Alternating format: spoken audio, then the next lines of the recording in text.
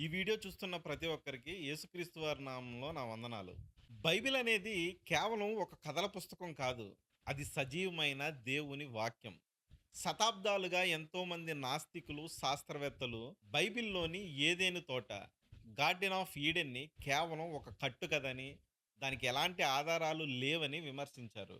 కానీ ఈరోజు ఆధునిక సైన్స్, ముఖ్యంగా నాసాకి చెందిన అంతరిక్ష ఉపగ్రహాలు, శాటిలైట్స్ బైబిల్ 100% సత్యం అని ఆధారాలతో సహా నిరూపించాయి.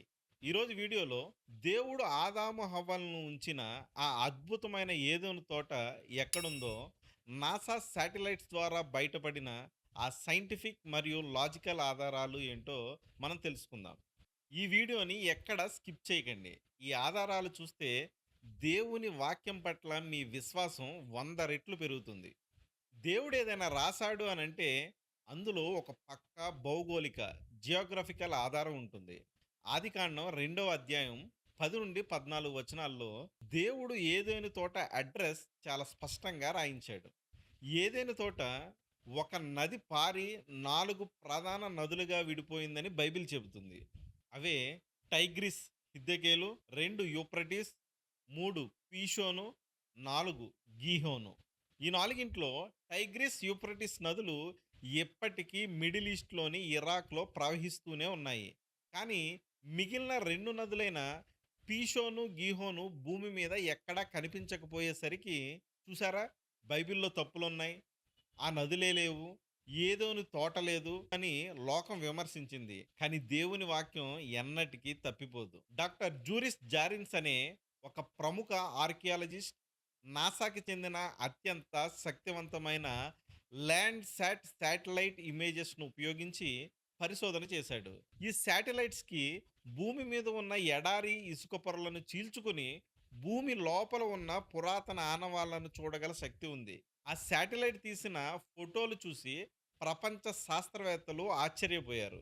ఎందుకంటే అరేబియా ఎడారి ఇసుక కింద వేల సంవత్సరాల క్రితం ప్రవహించి ఇప్పుడు ఎండిపోయిన భారీ నదుల ఆనవాళ్లు వారికి కనిపించాయి. పీషోను నది, ది పీషోన్ రివర్, ఇది హవీలా అనే ప్రాంతం చుట్టూ ప్రవహిస్తుందని, అక్కడ నాణ్యమైన బంగారం దొరుకుతుందని ఆదికాండం 2వ అధ్యాయం 11వ వచనంలో బైబిల్ చెబుతుంది. డాక్టర్ జారిన్స్ శాటిలైట్ ఇమేజెస్ ద్వారా అరేబియా ఎడారిలో ఇసుక కింద కూరుకుపోయిన వాడి అల్బాతిన్ అనే ఎండిపోయిన నదిని కనుగొన్నాడు. ఇదే బైబిల్‌లో చెప్పబడిన పీషోను నది. దేవుని వాక్యం ఎంత సత్యమో చూడండి.